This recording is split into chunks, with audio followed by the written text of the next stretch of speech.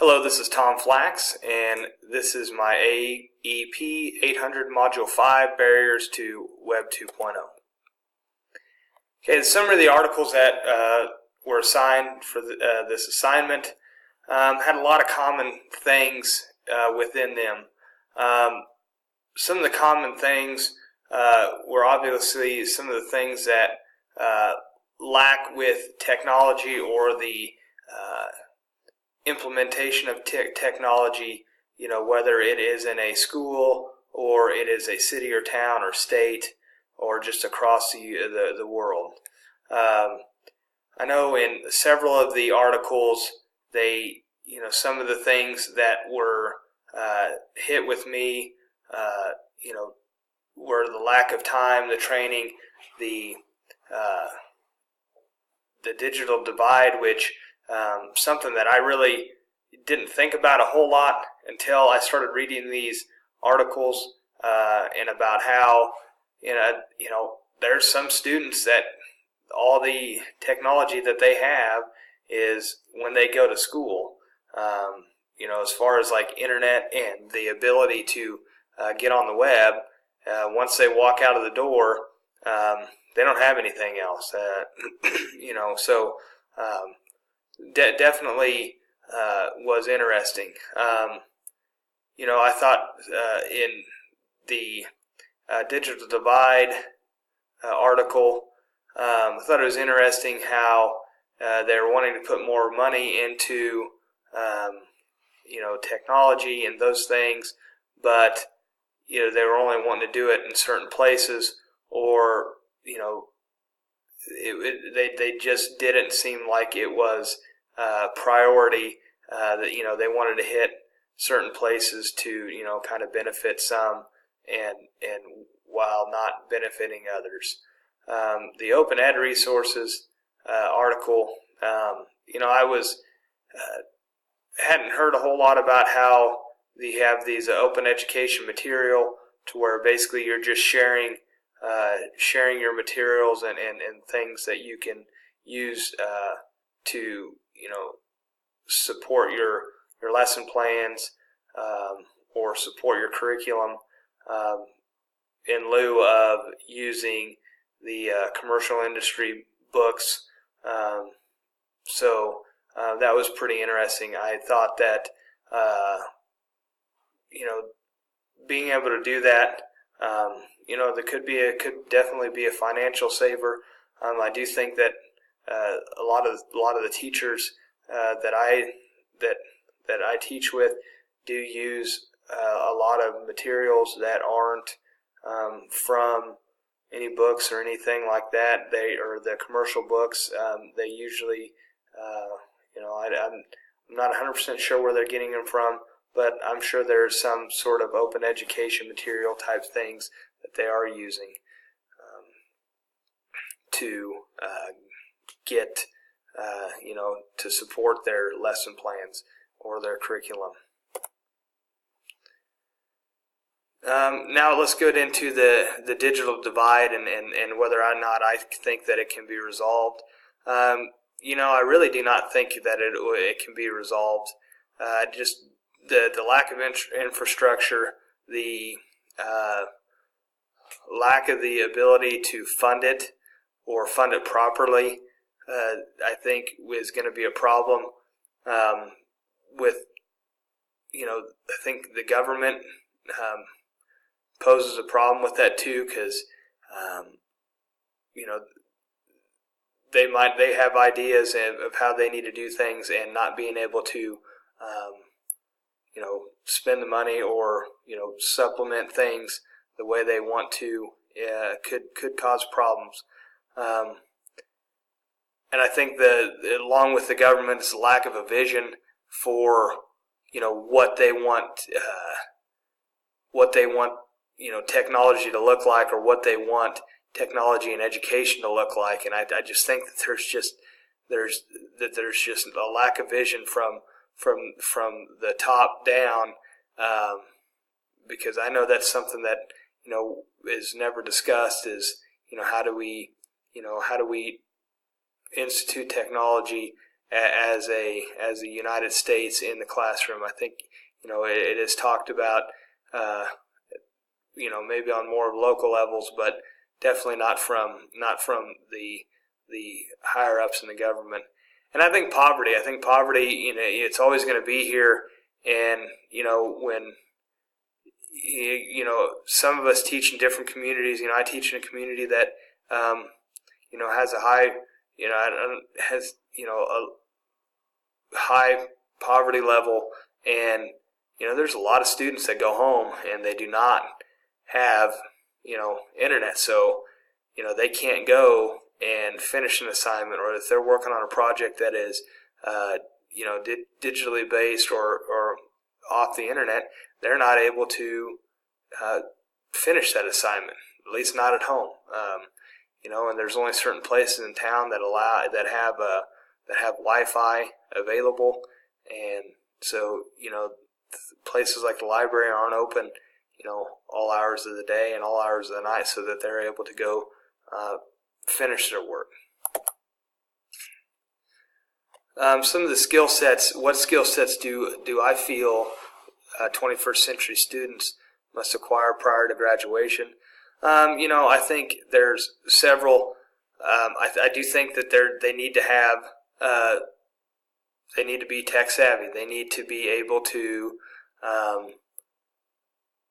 use technology, a wide range of technology, so that they can, when they enter the workforce or they enter the next step in education, that they're familiar with the different types of technology that are available. I think they need to be creative.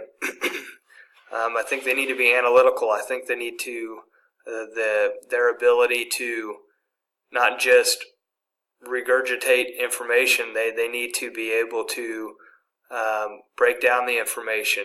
Say what it means.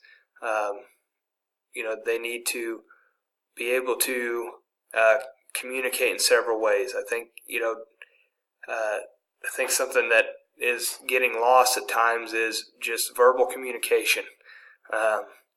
I think that's very important. They can communicate via text, Snapchat, all those things, but I think they need to be able to communicate verbally still. And I do think they need to be able to communicate through technology, but in an appropriate and respectful setting. And I think problem solving is something that is very important as well. I think that they need to be able to problem solve, and they need to be able to use all these tools to find solutions. What impact has the global economy had on my personal use of the internet? I think news, shopping, selling goods. I read the news on the internet. Usually, what's going on around the world, to see if things are heating up over in North Korea, or what's going on with Russia and all those investigations that are going on in the state, the U.S. Capitol. Shopping, selling goods. My wife does a lot of shopping, and she did all our Christmas shopping online. She didn't have to step foot in one store to do anything. Everything got delivered to us. I think that's something that the global economy has, had an effect on. And being able to get online and, put things up for sale. I think, that's something that, started like with eBay, but now you can go in and you've got different sites, via Facebook or what have you, and you can get stuff and you can just sell it there. Okay, what technology training do you still need to effectively integrate technology in your current position? I really think that I need more workshops for collaboration. I'm a PE teacher and a weightlifting teacher as well, and there's certain things with the program that the program that I'm using in my weight room and PE classroom that I want to just get more familiar with or get more comfortable with, and so I just need to go to some weightlifting summits or just collaborate with some of the other schools around that use the rack performance, and so that I can become more comfortable and kind of use some different things, different tools or that the rack performance has, so that I can integrate technology even more into the PE and weightlifting classroom. Is our district equipped with 21st century technology? Our district's 1-to-1 with laptops, K through 12. We should say laptops are 612, Chromebooks are K5. We have great tech support, and I think we have an administration with a vision. I think that we are definitely equipped with 21st century technology. Do I think we can get more technology and to become, more fluid with and prepare our students better? Yes, I do. But I think we offer many opportunities for them to learn and get the skills that they can use to become ready for, prepared for when they are done with high school.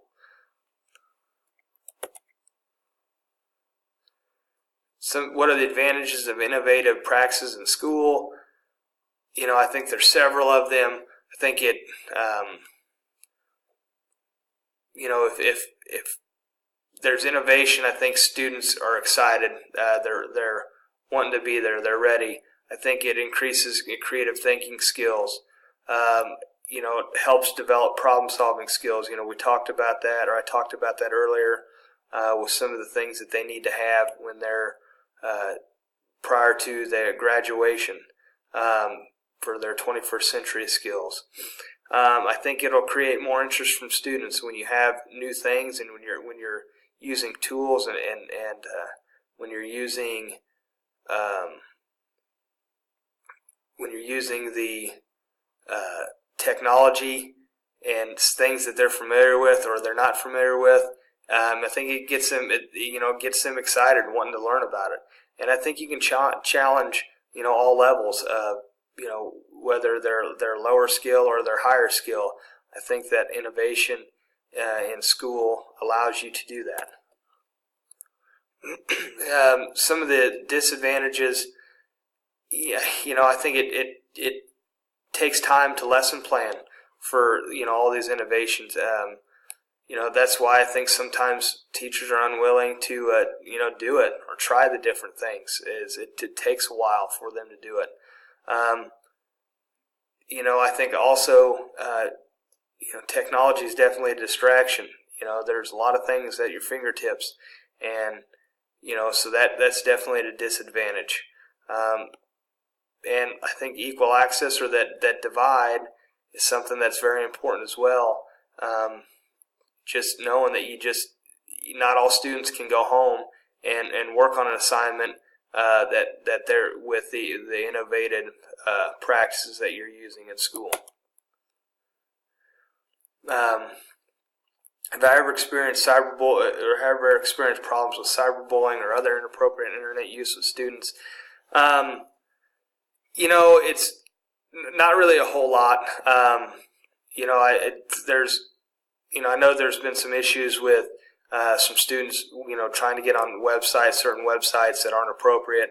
I know there's some issues with text or Instagram or Snapchat, those types of things, where students kind of get after each other. But I really haven't had a whole lot of run-ins with the cyberbullying or the inappropriate use of the internet. Thank you. See ya.